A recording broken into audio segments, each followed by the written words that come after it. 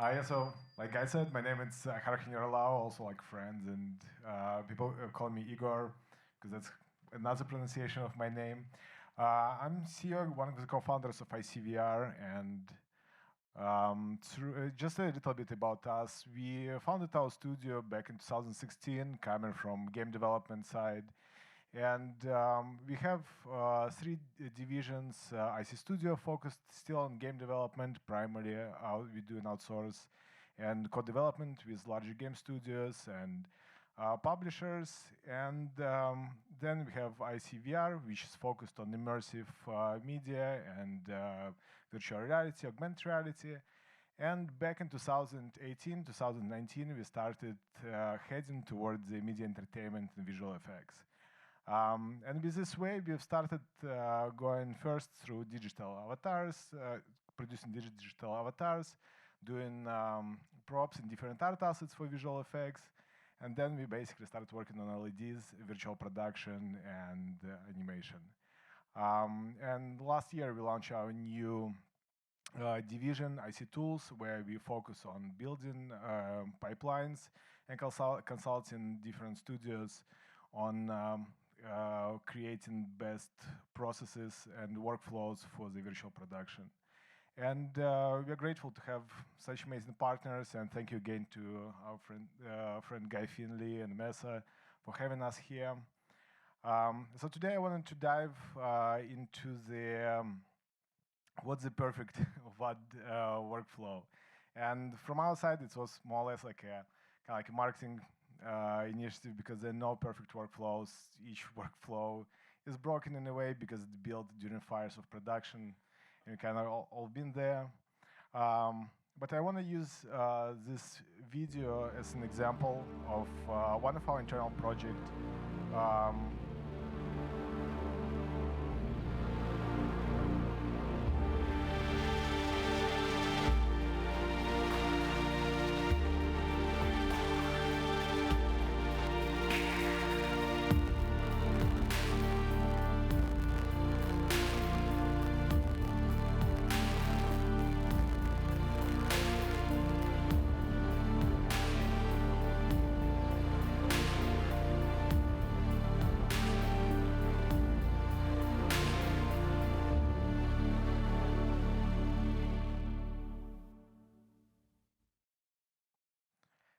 So, like I was saying, we will be using this scene as an example of the WAD workflows. This scene was entirely built in Unreal and rendered out of there, and then can be used on LED volume. So it's a result of collaboration of all of the first departments which outline around there, which from there feed to the rest of the pipeline.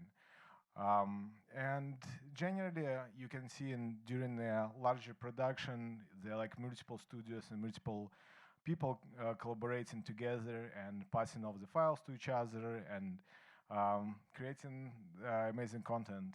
And there are a lot of friends in the audience who've been with us in productions and worked with us together. So this it doesn't take only multiple people to do that, but also multiple tools. And I want to take the screenshot as an example here, where like we can outline that each of the pieces of this environment was built with different tools. For example, we built the walls, we procedurally generated them in Houdini, then did the like texturing and maps in Substance, then brought it inside of Unreal.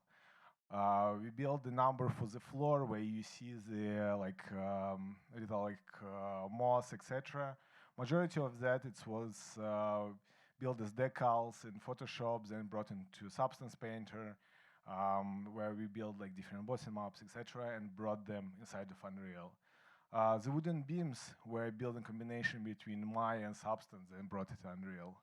You can see the floor, like the bag, the dirt, and the water, etc. It was all built. We used Quixel Mixer and like existing materials. We have the in-scene elements such as jar there and a couple of few others where like photogrammetry is scanned or also like laser scanned, depending if they're shiny or not. So and went through its own pipeline of, I think right now we're at about 5 to 6 different DCCs which go in the flow. And then for sure inside of the, for distant meshes, we use nanite, but also we use Blender to decimate some of the geometry for the optimization purposes. And then we can go down inside of Unreal.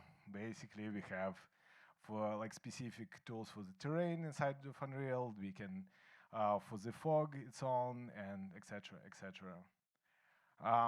And what it gives to us that now we get into a pretty much logistical nightmare, where like we have for each of the scenes we can have hundreds or thousands of different objects generated different softwares with different formats which need to be constantly saved, they're constantly updated, constantly iterated, and going between different individual, department, team, vendor, etc. And internally and across multiple studios, we see that there are like bespoke automations. There are some publicly existing automation for publishing. Like some of the good example, majority of you probably used short grid toolkits or like abstract toolkits, etc., etc. But it's becoming pretty crucial to have this in the workflow, because as soon as you start in scaling the production, you have like 30, 40 people working simultaneously on one project. It's basically like we saw up to like 50-60% of time of the artist being spent just on logistics. Source control and publishing also becoming an integral step of that. Where like now you need the assets need to be passed off between people, and specifically with COVID, we saw across a lot of studios starting where like now you starting having vendors or your workers working remotely. A lot of people going out to facilities, so we see the trend of companies choosing cloud or like kind of building hybrid solutions where like you have cloud and on-prem servers for the speed. And one of the big focuses which we constantly working on improving is our asset journey across the pipeline. How can we make it smoother? How can we make the data load thinner and make sure that every minute kind of counts for us? Because as an example, like the large terrains with nanite, they can be easily like 7 to 10 gigs of file, and we don't want each artist downloading. And we see shows running at like 70, 80 terabytes of file size, and we can't. It's basically becoming really expensive for every artist to have so much storage in on their workstation. So we see that like some of the formats like USD, for example, coming out and trying to solve the solution of having so many different file formats across board. But they're still like in their infancy, and there's every day or every project requires its own approach or its own new software solution. So they're like not truly viable in the one format in the production. It's not really viable to date, in our opinion. I want to kind of go through the workflow of what would be to do one of the shots. And one of the keys that, like I said, in our studio, we focus on, for example, in this case, producing VAD.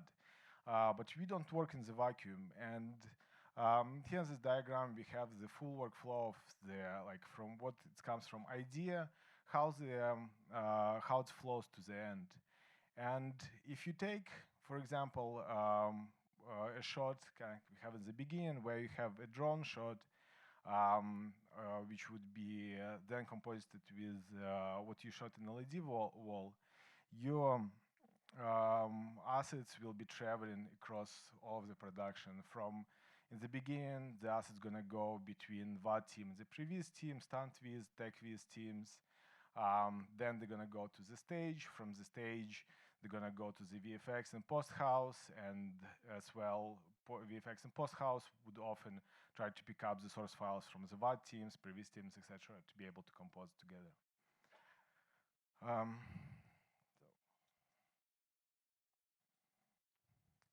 Um, so ideally, like I was saying, in collaboration between VAD and previous teams, one of the key parts that both they have common source control and also a synchronized shot tracking solution.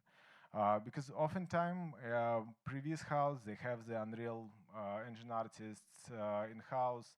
VAD team produces the base scene, but then the previous team works together with the directors, for example, like on modifying what is the structure there. They can move assets and kind of update the full look, and then pass off what's been done back to the VAD team to finalize it. And the working files are generally passed at the Unreal project and base DCC project.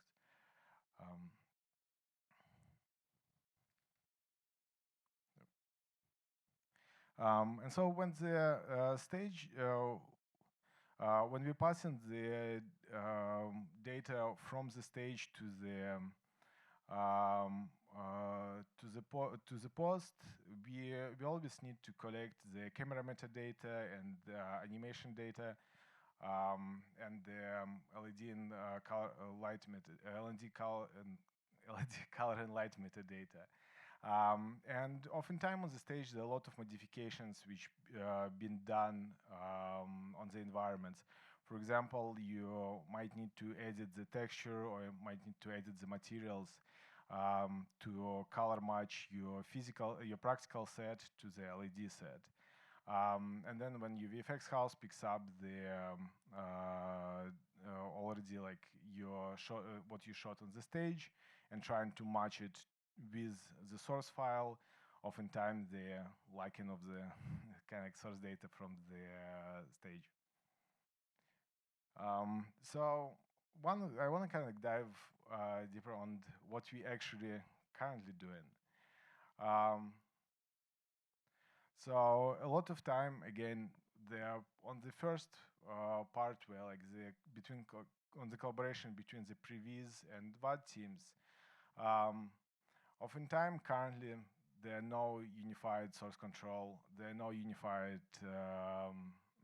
pipeline between each other, and some of the issues are very obvious because each studio has their own security requirements. Each studio has their own VPNs, they have their own source controls, and their own bespoke pipelines. And oftentimes it's almost impossible to integrate with each other or kind of pass off files in non-destructive way to each other. And that's one of one of the industry-wide collaboration which is going on between many studios, which we started integrating between each other and kind of work together. On the stage delivery side, it's again one of the same problems, and also oftentimes on the stage, because of the tight shoot time, like a lot of processes are being thrown away, or there are no shot tracking done properly while the shoot is going on. There are no shot grid, for example, being used, or take tracking, which is done inside of Unreal. And also a lot of metadata oftentimes is lost during stage shoots. Another key factor that a lot of times the stage operators don't receive the source DCC files, and our team, for example, been in multiple times where we received from certain vendors the Unreal scenes, but again, like example with the grass where we needed to match it together, we wouldn't have the source file, so then you need to last time almost pretty much rebuild the asset on stage.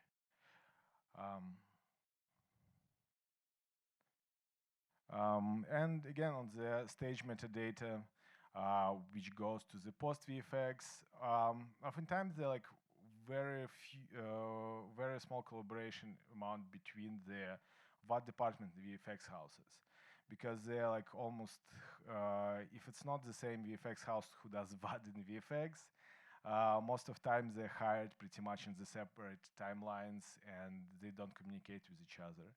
And in many cases, the VAD can be built not to support future VFX needs.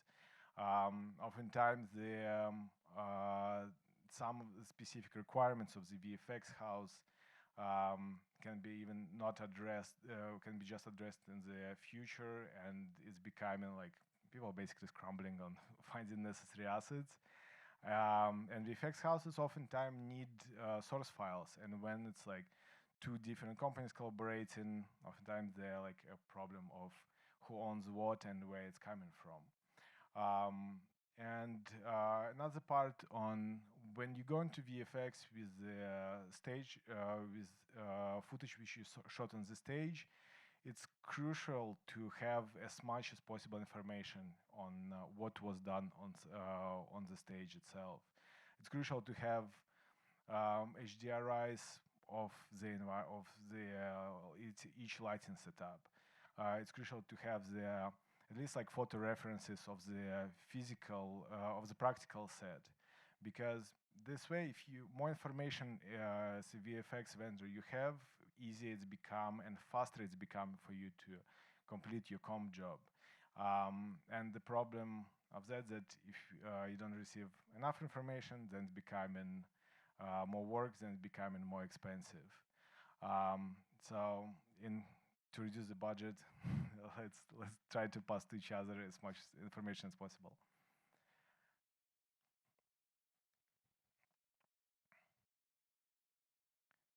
And so, to sum it up in a way, how, at least in my humble opinion, how do we fix it? And the idea is to for us to all to build at least our pipelines with an idea of interoperability. The same way with the being having tools which don't break your content, that you're able to pass off to each other the content still working. Whenever like you have plugins inside of Unreal or any DCCs, that your project can launch without them and live without them. I think one of the biggest issue, which is currently even like not solved on the market, is the delivery of source files through the chain in a non-destructive way. Today, majority of VAD houses and LED stages, they all use per4s. For example, in per4s, there's no way to pass off repository to each other or to like mount and unmount to each other. Every pass off of data between vendors, we lose a lot of data or history of files. So in the case on a LED shoot, if you want to like bring back version 8 out of 12, which director really liked it in the past, then no really way to do it besides calling somebody in panic today and asking like ship them through Aspero, through Google Drive, a massive file, and then wait for a couple hours. And in current realities, it's a lot of money and just a lot of wasted effort too. The next point, it's the almost, I think standardization, it's a wrong word to it, but a common understanding of requirements of metadata and tracking data which need to be delivered between each link of the chain. And this is crucial because, again, like I was saying before, it can be problematic whenever like asset or whenever like something travels from one stage to another, from one stage of the pipeline to another stage of the pipeline. Well, it's like some cases it's becoming like either impossible or extremely hard to complete a specific task or complete a specific shot. One of our projects, we had requested the end of the production that we needed to do a flyover shot, and the terrain was entirely built in Unreal, and the flyover shot was supposed to be built by a vendor in another software, and pretty much it was impossible to transition this terrain piece from Unreal to the other software, and it's required the full rebuild of the asset. And again, it's a lot of money and a lot of wasted effort. The last but not least, it's more standardization or more collaboration on the delivery formats and metadata formats. Is there like some we see currently some progress in that, for example, with Netflix's IMF or like Open Timeline IO, etc. But it still just solves some smaller problems, but then no one kind of like unified way to do it across board. So that's all for me. So thank you all, and if you have, I think we have some time for questions too.